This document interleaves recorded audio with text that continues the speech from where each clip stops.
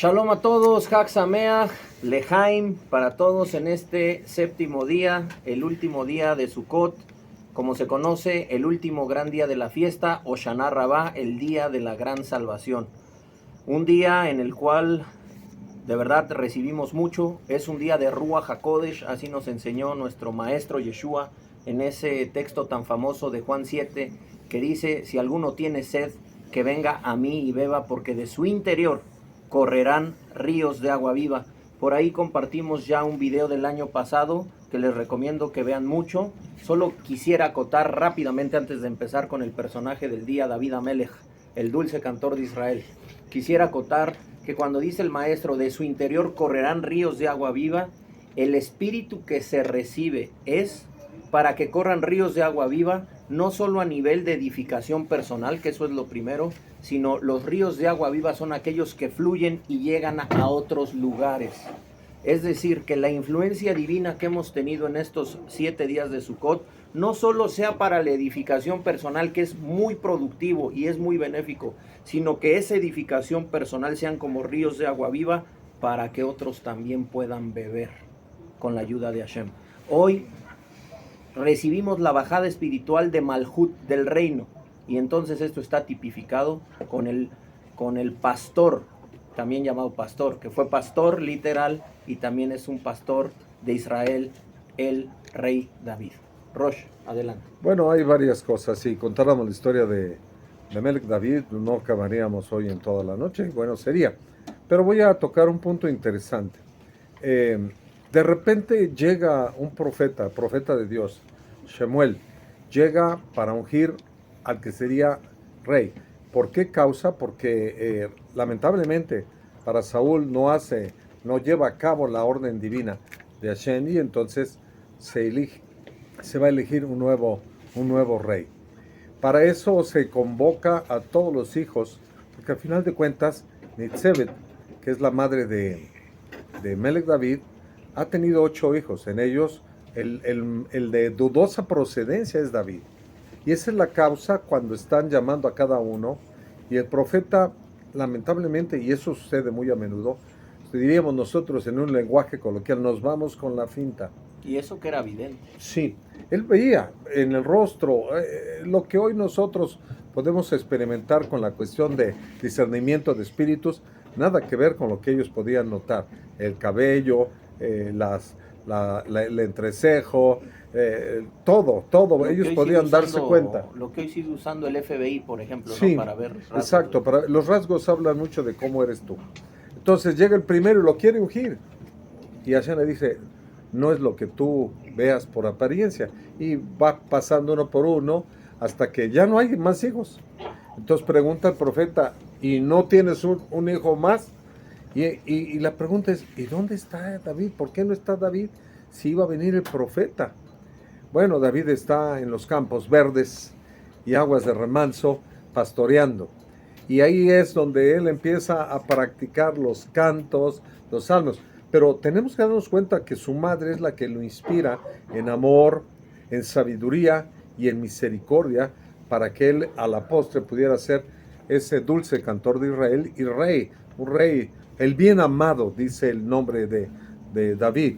Entonces, ahí es donde él practica en cómo matar al oso, cómo matar al león. Y eso es espiritualmente podríamos decir nosotros que son los enemigos con los que nos enfrentamos. Más adelante, cuando ya por fin lo ungen, porque llega él y la apariencia de él es, dice el sabio, el profeta, dice, este es un rasha. O sea, su apariencia de él era de un rasha. Entonces es cuando Hashem le rectifica y le dice, no mires la apariencia, úngelo. Y por fin lo ungen. Y lo curioso es que aunque está ungido, no reina todavía. Curioso, ¿no? Va a reinar en el tiempo propicio. Y bueno, la otra aventura que él tiene increíble es el matar a Goliat. ¿Por qué? Porque era el hijo despreciado. ¿Cuál es la historia? ¿Por qué lo despreciaban tanto su padre? Porque el padre quiso tener una aventura con una sirvienta y la madre se entera, se entera y cubre el lugar de la sirvienta y procrea un hijo. Eso nos habla el Midrash. Y por eso el padre no lo quería, porque decía un hijo bastardo, yo no quiero un hijo bastardo, yo no quiero un hijo que no es mío, total. Y esa era la situación. Más adelante vamos a darnos cuenta que eso se olvida, pero en este caso, como él no era un hijo que tan estimado, tan apreciado, que definitivamente servía como vete a cubrir los mandados. Y lo mandan a llevarle a los hijos que están en guerra contra los filisteos, y que por cierto, todos bien cobardes, nadie quería enfrentarse al gigante. Y eso, cuando él mata al gigante, porque el gigante empieza a insultar al pueblo de Dios, y él dice, ¿quién es este incircunciso que se atreve a insultar a las huestes de Israel? Y finalmente, sin espada, porque le ponen una armadura que sí le quedaba, porque curiosamente ahí el Midrash habla algo acerca de la armadura, pero él no se sentía capaz de utilizar esa armadura, y solamente con una honda es como se enfrenta al gigante. Pero lo curioso es que no solamente era una piedra, sino llevaba 5 piedras. ¿Por qué 5 piedras? Porque Goliat tenía hermanos, y como decimos los mexicanos, por si las moscas, llevo más piedras para ellos. Ese es algo muy interesante. Finalmente se vuelve yerno del rey. Y hay otra cosa, ¿cómo llegar a reinar si el rey le lanza lanzas? Lo querían matar. Y tan podemos comprobar que lo querían matar porque la gente cantó. Y cantó un canto que no le agradó al rey. Saúl mató a 1000 y David a sus 10,000. Y eso provocó un odio gratuito de parte del rey. Entonces vemos menosprecio del padre, menosprecio de los hermanos, menosprecio del profeta, y ahora menosprecio del rey. Y luego, para colmo de males, menosprecio de la esposa, Mijael. Entonces, un hombre con una situación tremenda, pero aún así, a pesar del desprecio, él llega a reinar. Y eso es lo que a mí me llama la atención. Querido hermano, quizá la gente no te estime, no te aprecie, no puede ver lo que hay en ti por las apariencias. Las apariencias engañan realmente, pero si pudieran ver el interior que tenemos nosotros en nosotros mismos, daríamos cuenta que pues somos unas personas que realmente podríamos apreciar y estimar. Vuelvo a insistir, la educación de la madre para los hijos es vital en la casa. ¿Por qué es vital en la casa? Porque si una madre tiene el cuidado de enseñar a sus hijos en el amor y el temor a Dios, si una madre imbuye la sabiduría que ella misma tiene y que imbuye en el hijo, y que ella también es una persona misericordiosa, entonces por ende el hijo va a ser una persona que tiene esas cualidades que de alguna manera le servirían a él más adelante. Queridos hermanos, tenemos una nostalgia hasta cierto punto, pero también una alegría, porque va hilado, que acaban de decir que se presenta Hoshana Rabbah. Entonces, pero sí, hoy terminamos esa etapa, pasando por Abraham, pasado por Isaac, por Jacob, por Moshe, por Aarón, por Joseph, y ahora finalmente concluimos con Melech David. Y para colmo, más bien para colmo no, sino para punto culminante, es que él, la descendencia de él es Yeshua HaMashiach, el Mesías. Imagínense ustedes nada más qué genealogía. ¿Y todo por qué? Porque una madre supo enseñar a su hijo en el amor y temor de Dios. Quiera, amadas hermanas, que usted enseñe a sus hijos en el amor al divino, a tu Padre que está en el cielo. Baruch Hashem. Mucho que decir de David Amelech. Espero que esto, hablábamos antes de iniciar la grabación, espero que esto no lo haya ya dicho en las grabaciones, porque no sé si lo dije en un desayuno, no sé si se lo dije a la familia, y si no, que se repita. Así Moshe enseñó 4 veces la Torah.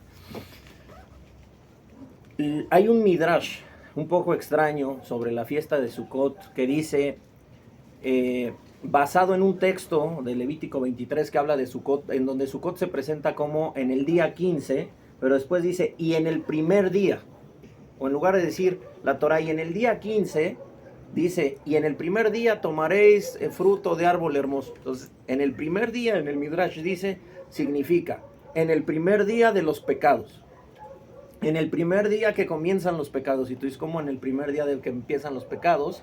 Si Sukkot es una maravilla, son muchas mitzvot, es el tiempo de alegría. ¿Cómo que comienzan los pecados? Algo quiso demostrar el Midrash con eso. Sí. Hay que saber estudiar los Midrashim, no descalificarlos, saber estudiarlos. ¿Qué significa esto? Que Sukkot nos enseña lo que debe ser la vida real, el diario vivir, la vida cotidiana. Si se fijan, hemos estado comiendo y bebiendo en la azúcar. Los niños incluso han jugado. Por ahí algunos hicieron tarea en la azúcar. Sí. O sea, a pesar de la santidad, hemos tenido tiempos de hol. Es decir, tiempos, por eso se llama también los días intermedios de la fiesta, ¿cómo se llaman? Hol HaMoed, los días profanos de la fiesta. ¿Qué es profano? No es una palabra negativa, simplemente son días comunes y corrientes, días donde la vida se lleva en una cotidianidad. Entonces, el mensaje es ser siempre en el estilo de Sukkot. Sí nos vamos a equivocar, sí nos podemos caer, sí durante todo este año que viene vamos a tener errores, pero nunca olvides tu conexión permanente con la presencia de Dios en tu vida. Nunca te desconectes, siempre tienes que estar conectado.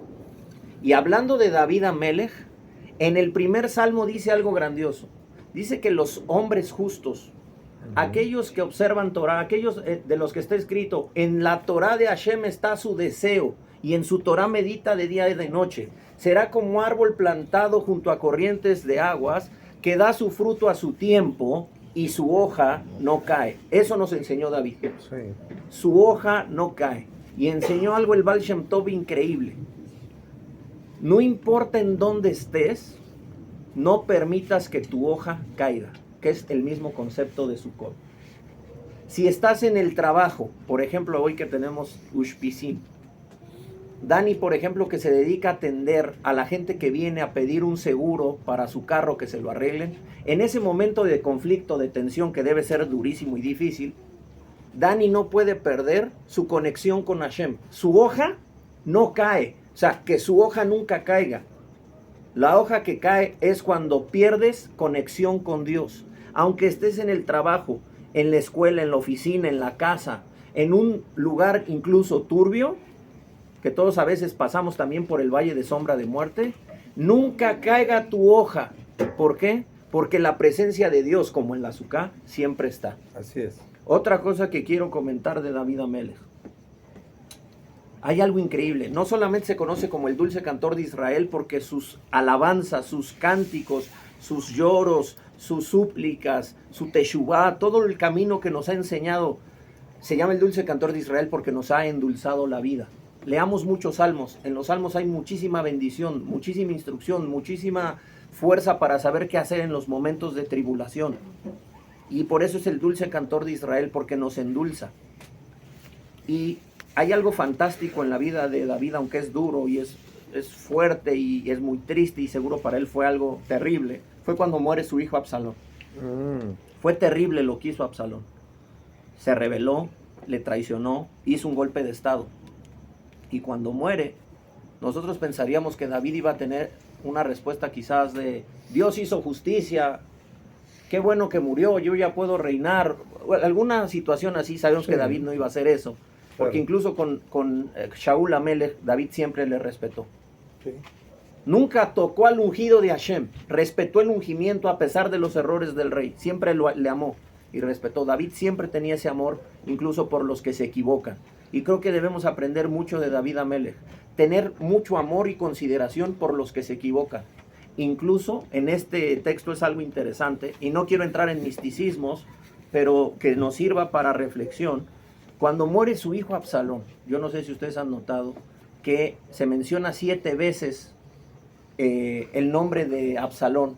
Absalón, mi hijo Absalón, le menciona 7 veces cuando ha muerto, a manera de llanto, de duelo. Terrible perder un hijo. Y dicen los sabios, le mencionó 7 veces, ¿por qué? Porque el pecado de Absalón era tan grave que estaba en el nivel más bajo del Geinom, del infierno. Y cuando él en su oración era Absalón, cada vez que decía Absalón, 7 veces lo dijo, le iba sacando como de un grado del infierno. Es el comentario, puede tener su misticismo, es interesante. Pero aquí lo que me interesa es ver cómo una persona busca ayudar al que ya está sepultado incluso, ¿no? Busca y que nos sirva a nosotros en la vida cotidiana. Hay gente que son como muertos vivientes. Hay gente que está en una tribulación terrible, está olvidada. Clamemos, ayudémosle, tengamos compasión, hagamos algo. El reinado de Hashem, si ustedes se fijan en el contexto de Yeshua el Mashiach, en el contexto de su revelación, todo lo que hace el maestro es altruista, todo lo que hace el maestro es fijarse por las necesidades de los otros, los olvidados, los repudiados. En ese entonces Israel vivía en un conflicto terrible. Tenías por encima el yugo de Roma, y además del yugo de Roma tenías a líderes malos que ponían cargas pesadas y dañaban al pueblo y trasquilaban las ovejas. En ese contexto aparece el Redentor. Y nosotros que somos del Mesías, en este día sagrado de Hoshana Rabbah, la gran salvación, debemos ser proactivos. Por eso comenzaba, de su interior correrán ríos de agua viva, que los ríos corran para llevar agua en donde no lo hay, en esos lugares áridos y secos, que podamos traer agua para que mucha gente alcance la salvación, misericordia. Y la cereza del pastel. ¿Sabían que el personaje bíblico más citado en la Biblia es David Amelech? Es el personaje consentido de la Biblia porque es el que más veces es su nombre mencionado en la Biblia. Que así como David Amelech, el nombre nuestro esté siempre presente delante de Hashem. Que nos recuerde a Hashem. Lorena, Paulina, Priscila, Joseph, Jocelyn, Robert, que Dios pueda recordar siempre nuestro nombre, como recordó el nombre del dulce cantor de Israel. Baruch Hashem. Baruch Amados, Chag Sameach, qué bendición, y nos vamos a despedir con el clásico saludo. 1, 2, 3. ¡Sukkot